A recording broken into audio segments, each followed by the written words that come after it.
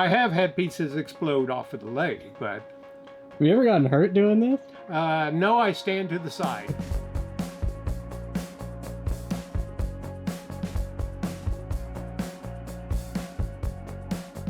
It started 10 or 11 years old. There was a show called John Nagy Learned to Draw.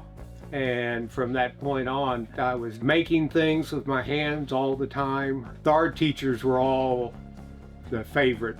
In high school, I was doing steel sculpture. I started doing a lot of ceramic sculptures, metal smithing classes at OU. I started doing digital photography, and I did that for a number of years. And actually, I got a lathe given to me, and about 15 years ago.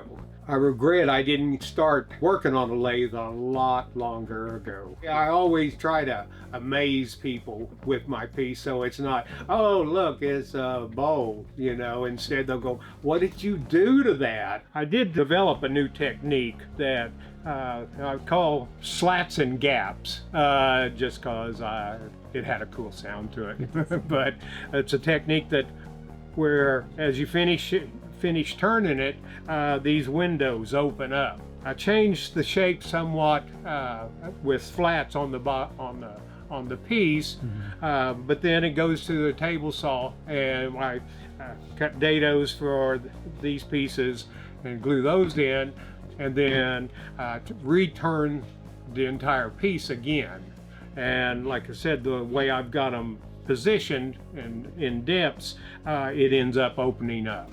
As I did things, I did never spend too much time on any one thing, because like when I was doing steel sculpture, I was also doing ceramics, and I was also doing paintings and prints, wood blocks, various things.